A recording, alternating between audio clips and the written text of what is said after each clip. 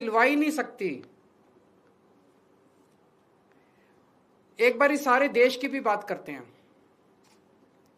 2014 से जब से मोदी सरकार आई है, टोटल हमारे देश में 93 पेपर लीक हुए हैं, 93, और इनमें अधिकतर पेपर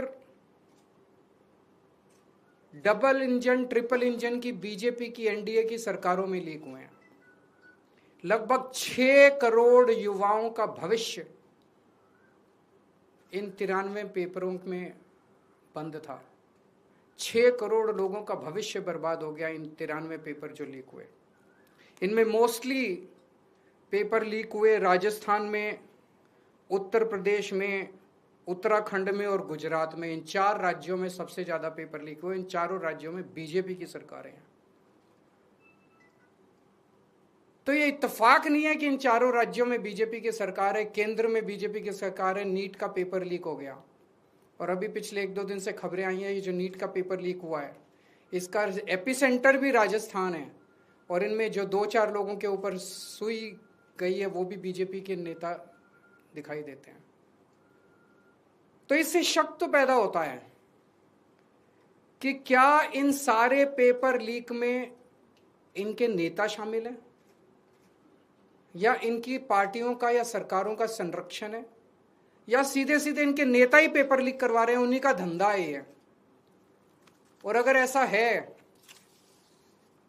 तो सीबीआई की जांच इसमें बेचारी क्या करेगी, सीबीआई इसमें बेचारी क्या करेगी। तो मेरा जेनजी से सीधा सीधा, देश के युवाओं से सीधा सीधा पूछना है कि ऐसे ही चलेगा या कुछ करना है। ऐसे ही हर साल आप देखो, 2017 में पेपर लीक हुए, उसके 4 साल बाद 2021 में हुए, उसके 3 साल बाद 2024 में हुए, उसके 2 साल बाद 2026 में हुए, अब उसके 1 साल बाद 2027 में होंगे, और हर साल पेपर लीक होंगे अगर आपने कुछ नहीं किया तो। अगर नेपाल का और बांग्लादेश का जेनजी सड़कों पे उतर के अपने देश की सरकारों को बदल सकता है, तो हमारे देश का जेनजी पेपर लीक करने वाले मंत्रियों को जेल नहीं भेज सकता है। मुझे अपने देश के जेनजी पे पूरा भरोसा है। ये देश आपका है। इस देश के नेताओं को इस देश में कोई इंटरेस्ट नहीं है। इस देश के नेताओं के बच्चे विदेशों में पढ़ते हैं। हमारे देश के एक बहुत बड़े नेता ने कहा था, जरूरत पड़ी तो झोला उठा के चल दूंगा। मैं और आप तो झोला उठा के नहीं जाएंगे ना।